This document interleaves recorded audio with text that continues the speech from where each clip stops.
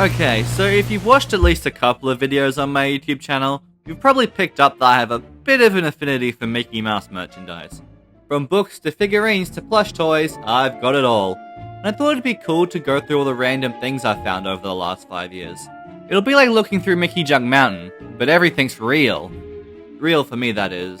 To you, it's still just an image on a screen. Oh well. Better get a move on, we've got a lot to get through. The top shelf on my nice Mickey Mouse display is all dedicated to one lucky rabbit, Oswald, which I only now realize reflects Epic Mickey since Oswald lives pretty dang near the top of MICKEYJUNK Mountain, only really being beaten by the blot in the jug. So let's start at the back of the shelf with my Epic Mickey games. Epic Mickey, Epic Mickey 2, Epic Mickey 2, Epic Mickey 2, and last but not least, Epic Mickey 2. I know what you're probably wondering. Where's your copy of Epic Mickey Power of Illusion? And oh my gosh, why do you have so many copies of Epic Mickey 2? Well, to answer the first question, brace yourselves, I don't have Power of Illusion. And I know, how can I call myself an Epic Mickey fan if I don't have one of the only 3 Epic Mickey games in existence? Well, when I did play it, I borrowed it from other people, and I really didn't like it enough to warrant buying it for myself. I also don't have a 3DS. Okay, moving on, let's talk about my 4 copies of Epic Mickey 2. Okay, so around 2020 or so, I completed Epic Mickey for the first time. And obviously I wanted to play its sequel, so I bought the game off eBay. But I put off playing it for a bit so I could get some other stuff done before embarking on the second epic quest. And once I finally got around to playing it, I got up to around Disney Gulch when the disc started getting error messages. And by bog easy, I couldn't get past the first loading screen, making this copy of Epic Mickey 2 officially useless. But by the time I figured that out, the 30-day return window had closed. So I just bought another copy, which is why I have 2 Wii copies of Epic Mickey 2. But what about my Xbox 360 copy? Well, quite simply, that came with the Epic Mickey 2 Collector's Edition I bought. And as for the PC version, I explain it in my most recent video. You should go and watch it.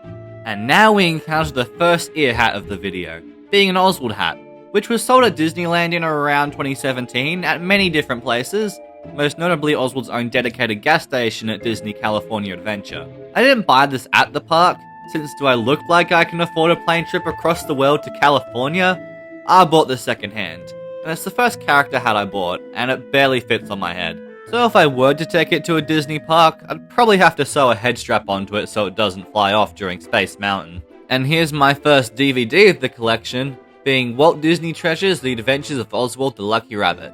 This was released in 2007 during the 7th wave of Walt Disney Treasures DVDs, and it's notable for one thing, being that instead of having the default silver case, instead has a gold one, which I think is supposed to represent how important Oswald is to the overall Disney history. The regular DVD case came inside a metal tin, which I'm pretty sure is standard for pretty much all Walt Disney Treasures releases. And in order to get a copy that didn't break the bank or be over like $200, the tin case on mine is a little bit beat up, but it doesn't matter, since all the discs work fine and that was all I really wanted it for. And this is the first one in the video that I didn't actually buy. My mum bought this for me after I got my teeth pulled out because she felt sorry for me, because she's just awesome like that. The release contains 13 out of the 26 Oswald cartoons, which were all the ones that were found at the time of the release, since 80 years of obscurity had led to half of the Oswald cartoons being considered missing or destroyed.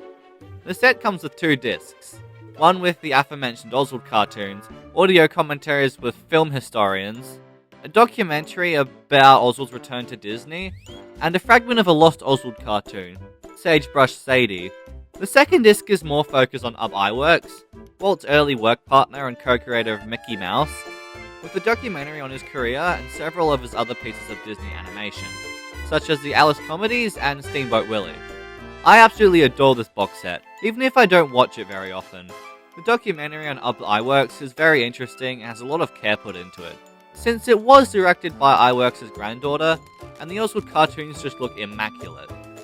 Alongside all the other stuff on the DVD, the set also came with an exclusive badge, a postcard-sized print of some Sagebrush Sadie sketches, a booklet, and the certificate of authenticity, with a designated number.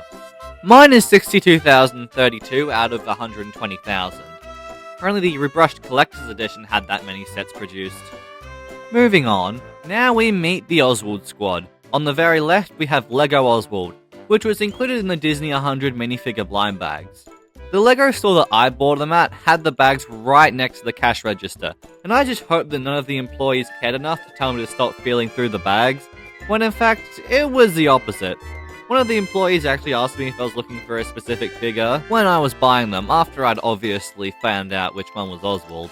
So, were you looking for any specific figure? Yeah, I was looking for Oswald. Who? Never mind. I mean, it was pretty easy to figure out which figure was Oswald. I mean, just look at the ears. Standing next to Lego Oswald is the only other Lego Oswald product, the Brickheads. I actually got this at the same store as a minifigure, although at a different point. The Brickheads was in a set of 4, with Steamboat Mickey, Snow White, and Tinkerbell being the other 3. Now, Mickey and Oswald have a proud place on the shelf, but as for Snow White and Tinkerbell, yeah, they're in a box, in the shed, gathering dust. Truth be told, they'll probably end up at someone else's house at some point. Put your bids in the comments, starting bid at $500. That was a joke, I'm not selling them. Now, leading the Oz Squad, we have the first Funko Pop of the video, being the Disney 100 Pop.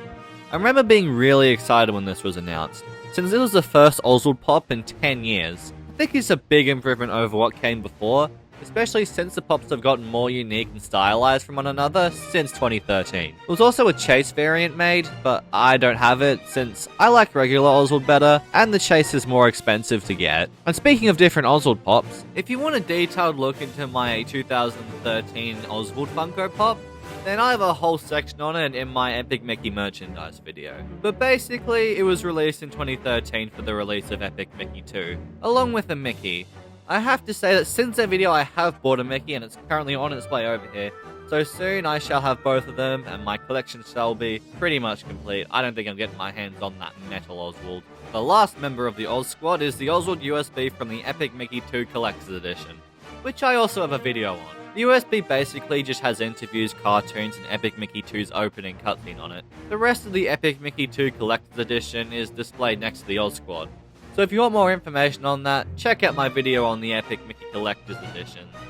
Alongside the regular Disney 100 Funko Pop, another figure in Funko's poster line of figures was released, inspired by Rival Romeo's, one of the original Oswald shorts.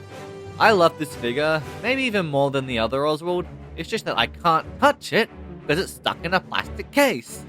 Maybe I'm in the minority, but I like to be able to hold figures and things, not doom them to a plastic box for all eternity. But I also don't want to break the plastic case, so I'll just have to hope someone else does and sells it. Let the price of these just plummet so I can warrant breaking it myself. And that's all that's left on the Oswald shelf. Let's move down to the most busy shelf of the lot, which is some of my most prized possessions on it. Starting from the left, we've got my 3 Mickey Mouse plushies, which have been sourced from various op shops in both Australia and New Zealand. The Halloween Mickey originally came from a Disney park, so that's kinda cool. Behind the plushies is the first item of what I like to call the Mickey Holy Grails, which are basically the quintessential bits of Mickey merch that I at least consider to be the most iconic and sought after. It's also the second character hat of my collection, being a vintage Mickey Mouse ear hat. I found this once in an antique shop while on holiday. I remember leaving the store since I wasn't sure if it was worth the $50 Australian price tag, but I got halfway down the street before walking back up and buying it. I'm really glad I did. I don't think I'd ever forgive myself if I just left it there. Based on what I can find on the internet, it seems to be a children's size hat from the 1960s that was sold at the original Disneyland. It also has a name engraved on the back. So if Jan's watching this, you've got a great taste in hats. My first and only piece of Mickey Mouse music in this is this cassette tape, The Mouse Factory. It looks like it's a compilation of different Mickey music, since both the Mickey Mouse Club March and Minnie's Yoo-Hoo, which are both iconic pieces of early Mickey history, are there. The issue is, I can't actually play it, since I don't have a cassette player. But oh well, it looks nice on a shelf. And now we have my Mickey Mouse Pez dispensers, which I've gotten bit by bit in the past few years. Mostly at a lolly shop at a train station. That's a candy store for all Americans watching. Most of them are basically the same, with the same molds, with variations like hats and outlines. This one's even blue. I don't know what went through someone's head to give Mickey a blue Pez, since red is unarguably his defining color. And that's time. Through this video, I've probably gone through like about a third of all my Mickey Mouse stuff, since these 1.5 shelves are easily the less crowded. And I've saved the best stuff for next week, which is coming whether you want it to or not, because it's on my spreadsheet of videos that I'm going to do until Rebrush comes out.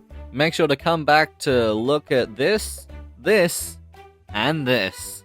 And that's another video. I hope you guys like these newer, more personal type videos. I'm still trying to connect them back to Epic Mickey so I can keep my one video till Rebrush comes out rule.